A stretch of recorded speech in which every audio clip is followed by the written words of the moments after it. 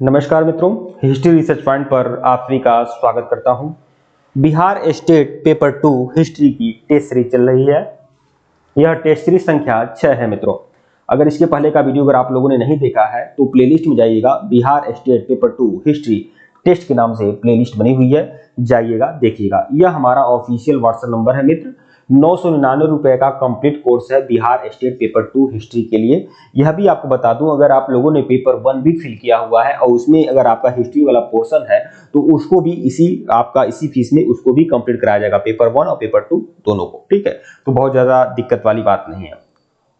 तो 999 रुपए का आपका कोर्स है बिहार स्टेट पेपर 2 हिस्ट्री का। ठीक है, और इसके पहले का वीडियो नहीं देखे हैं तो प्लेलिस्ट में जाइएगा। Bihar state paper 2 history test के नाम से प्लेलिस्ट बनी हुई है। यह हमारा ऑफिशियल व्हाट्सएप नंबर है, मैसेज कर सकते हैं आप लोग। ऊपर भी हमारा ऑफिशियल व्हाट्सएप नंबर शो हो रहा है। टेलीग्राम बिल्कुल ज्वाइन करेगा, लिंक डिस्क्रिप्शन में दिया गया है। आइए शुरुआत करते हैं। और देखिए, इसमें आपको मिलेगा 3000 एमसीक्यू मिलेगा, फुल एक्सप्लेनेशन के साथ, व्याख्या के साथ आपको मिलेगा। ठीक है, और बहुत ही बढ़िया बेहतरीन क्लासेस चल रही है। इसके पहले 98 लोगों ने एडमिशन लिया हुआ था और इसके पहले वाले बिहार स्टेट में, और 100% रिजल्ट आया था। 100% जितने भी लोगों ने एडमिशन लिया, मुझे खुशी है कि सब के सब लोग सफल हुए। तो आप पीछे मत रहिए। और 3000 एमसीक्यू मिलेगा फुल एक्सप्लेनेशन के साथ। इसकी वीडियो भी मिलेगी आपको, साथ ही साथ इसकी पीडीएफ भी आप लोग को प्रोवाइड कराऊंगा। और साथ ही आप लोग को पीपीटी नोट्स मिलेगा, पीपीटी और पीडीएफ मिलेगा। सारा का सारा नोट्स आपको मिलेगा, पूरा का पूरा बेहतरीन जबरदस्त नोट्स आपको प्रोवाइड कराए जाएंगे। ठीक है, हर टॉपिक से संबंधित। तो आइए शुरुआत करते हैं। टेस्ट सीरीज संख्या 6 देखिएगा। चाणक्य का अन्य नाम क्या था? क्या था चाणक्य का नाम? भट्ट स्वामी, विष्णुगुप्त, राजशेखर या विशाखदत्त? तो चाणक्य का नाम क्या था? चाणक्य का नाम था विष्णुगुप्त। विष्णुगुप्त चाणक्य का मूल नाम था। और ये किसके प्रधानमंत्री थे? चंद्रगुप्त मौर्य के प्रधानमंत्री थे ये। ठीक है, व्याख्या इसकी गजब है। व्याख्या में बहुत सारी चीज क्लियर हो जाती है। देखिए, विष्णुगुप्त इनका नाम था। इनको चाणक्य भी कहते थे, कौटिल्य भी कहते थे। ठीक है, तो चाणक्य का अन्य नाम क्या था? विष्णुगुप्त। चाणक्य जो थे, चंद्रगुप्त मौर्य के क्या थे? प्रधानमंत्री थे, यानी महामंत्री थे। ये कौटिल्य नाम से भी विख्यात थे। ये तक्षशिला विश्वविद्यालय के आचार्य थे। तक्षशिला विश्वविद्यालय के क्या थे? ये आचार्य थे। इन्होंने नंद वंश का नाश करके चंद्रगुप्त मौर्य को राजा बनाया था। प्रश्न 2 देखिएगा। निम्नलिखित में से किसकी तुलना मैकियावेली के प्रिंस से की जाती है? मोस्ट इंपॉर्टेंट है, बार बार आता है परीक्षा में। कालिदास के मालविकाग्निमित्रम की तुलना की जाती है मैकियावेली से, या कौटिल्य की अर्थशास्त्र की तुलना की जाती है, या वात्सायन के कामसूत्र की, या तिरुवल्लुवर के त्रिकुरल की? तो यह आप जान लें कि मैकियावेली जो किसकी तुलना मैकियावेली के प्रिंस से होती है? कौटिल्य की अर्थशास्त्र की। इंपॉर्टेंट है, बार बार आता है। ठीक है, देखिए, अर्थशास्त्र कौटिल्य या चाणक्य द्वारा संचित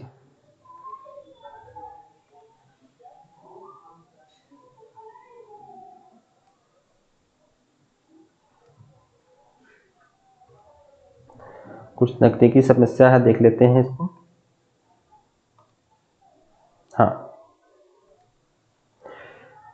देखिए, अर्थशास्त्र कौटिल्य या चाणक्य द्वारा रचित संस्कृत का एक ग्रंथ है। देखिए, अर्थशास्त्र को किस भाषा में लिखा गया है? तो संस्कृत में लिखा गया है। ध्यान रखिएगा, आगे मैं अर्थशास्त्र के बारे में बताऊंगा। यह 15 अधिकरणों में विभाजित है। 15 अधिकरण है इसमें। ठीक है, तो देखिए, संस्कृत का एक ग्रंथ है। इसमें राज व्यवस्था, कृषि, न्याय, राजनीति आदि के विभिन्न पहलुओं पर प्रचार किया गया है। अपनी तरह का यह प्राचीनतम ग्रंथ है। इसकी शैली उपदेशात्मक एवं सलाहात्मक है। प्रश्न 3 देखिएगा। वह शासक कौन था जिसने राज सिंहासन पर बैठने के लिए अपने बड़े भाई सुशील की हत्या कर दी?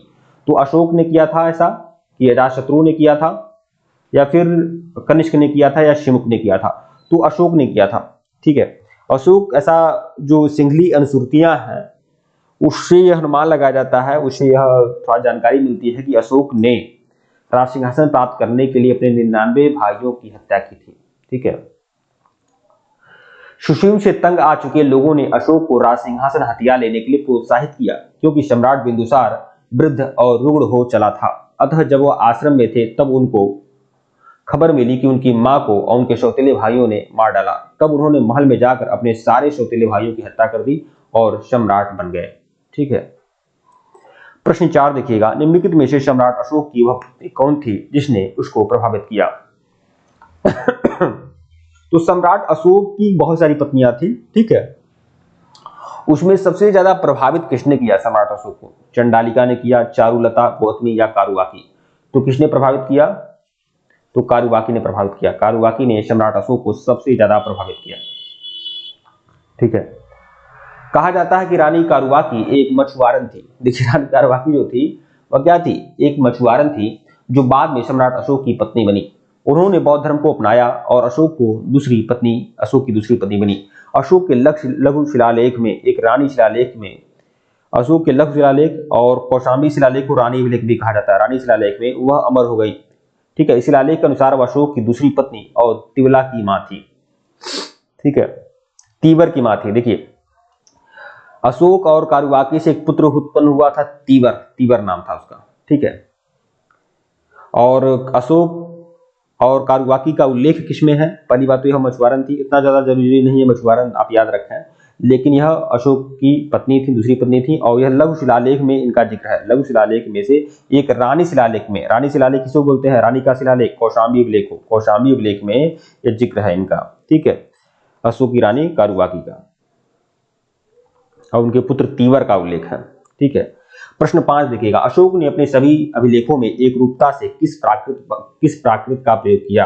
तो देखिए अशोक के जितने अभिलेख हैं उसमें अर्धमागधी लिपि का प्रयोग किया गया है और मागधी लिपि का भी प्रयोग किया गया। दो लिपियों की जानकारी मिलती है। ठीक है। अर्धमागधी क्या है? प्राकृत है। ठीक है, और यह भी आपके प्राकृत है। ठीक है, तो अर्धमागधी का भी, अर्धमागधी जो अभिलेख मिले हैं वह अर्धमागधी लिपि में भी है और मागधी लिपि में है। ठीक है, इसका विवरण देखिएगा। मागधी उस प्राकृत का नाम है जो प्राचीन काल में मगध प्रदेश में प्रचलित था। मगध से ही मागधी बना, मतलब मगध में बोली जाने वाली भाषा। ठीक है, इस भाषा के उल्लेख महावीर और बुद्ध के काल से मिलते हैं। मतलब बुद्ध और महावीर के काल में इस भाषा का प्रयोग होता था। जैन आगमों के अनुसार तीर्थंकर महावीर का उपदेश उसी भाषा अथवा उसी के रूपांतर अर्धमागधी प्राकृत में था। ठीक है, महावीर का जो उपदेश था वह अर्धमागधी में था। पाली त्रिपिटक में भगवान बुद्ध के उपदेशों की भाषा भी अर्धमागधी ही रही है।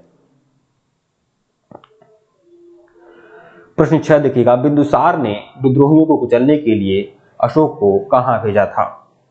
तो देखिए बिंदुसार का पुत्र था अशोक। ठीक है, बिंदुसार का ही पुत्र था अशोक। ठीक है, और बिंदुसार के बहुत सारे पुत्र थे जिसमें अशोक भी था। ठीक है, तो अशोक बिंदुसार के समय में तक्षशिला में विद्रोह हुआ था। तक्षशिला में विद्रोह हुआ था जिसमें सबसे पहले राजकुमार सुसीम को भेजा गया था और उसके बाद अशोक को भेजा गया था। ठीक है, तो तक्षशिला में, विकल्प बी जो है आपका सही है, तक्षशिला।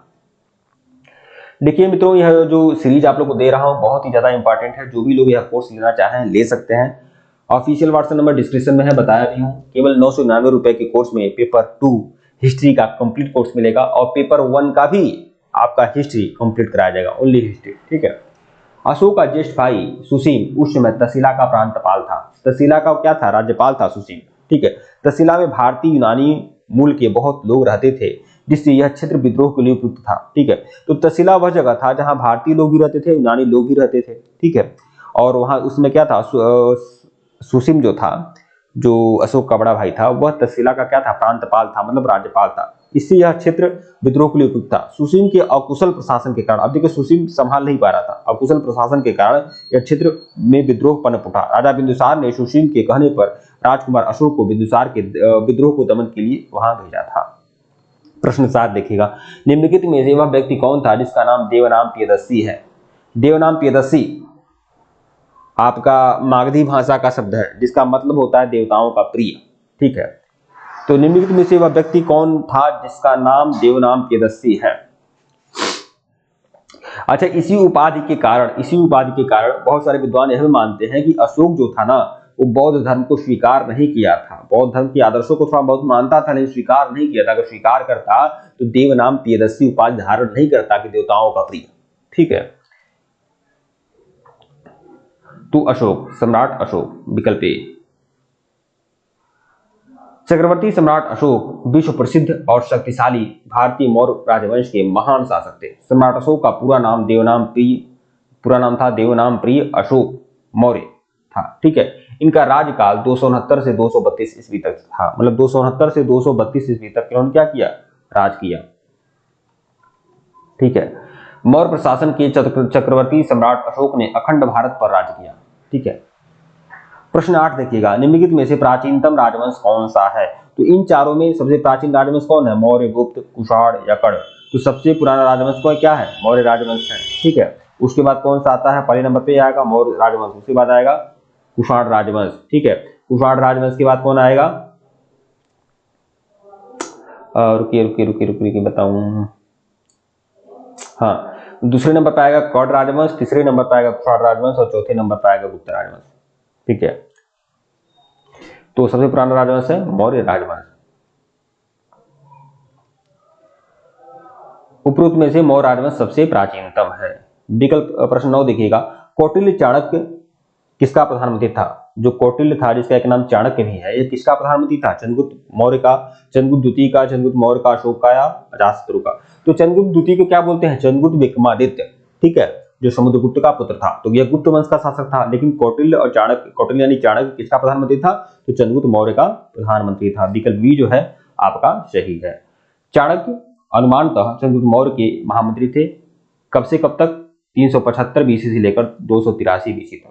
ठीक है, प्रश्न 10 देखिएगा, कलिंग विजय के उपरांत अशोक महान ने निम्नलिखित में से किस धर्म को अंगीकार कर लिया? कलिंग विजय के बाद अशोक महान ने किस धर्म को अंगीकार किया था? तो यह बौद्ध धर्म को अंगीकार कर लिया था। विकल्प बी जो है वह आपका सही है। कलिंग विजय के उपरांत अशोक ने बौद्ध धर्म को अपना लिया था। अशोक के 13वें अभिलेख के अनुसार उसने अपने राज्याभिषेक के 8 वर्ष बाद कलिंग युद्ध लड़ा था। कलिंग विजय उसकी आखिरी विजय थी। यह युद्ध 262 से 261 बीसी में लड़ा गया था। ठीक है, 261 बीसी में लड़ा गया था कलिंग युद्ध, ध्यान रखिएगा इसे भी। ठीक है, और उसमें कलिंग का शासक कौन था? तो कलिंग का जो शासक था वह नंद था। कलिंग युद्ध मौर्य साम्राज्य के पतन का कारण बना था। ठीक है मित्रों, वीडियो को लाइक और चैनल को सब्सक्राइब करेगा। टेलीग्राम बिल्कुल ज्वाइन करेगा, लिंक डिस्क्रिप्शन में दिया गया है। अगर इसके पहले का वीडियो नहीं देखे हैं तो प्लेलिस्ट में जाएगा, BPSC Bihar state paper 2 history test के नाम से प्लेलिस्ट बनी हुई है, जाइएगा देखिएगा, टेलीग्राम बिल्कुल ज्वाइन करेगा। ठीक है, और यह हमारा ऑफिशियल व्हाट्सएप नंबर है, मैसेज कर सकते हैं। जिनको भी कोर्स चाहिए केवल 999 रुपए में कंप्लीट कोर्स आप लोग को मिलेगा बिहार स्टेट पेपर 2 हिस्ट्री का, और पेपर 1 में भी आपका जो अगर हिस्ट्री वाला पोर्सन है उसको भी मैं कंप्लीट कराऊंगा। ठीक है मित्रों, धन्यवाद आप लोग को।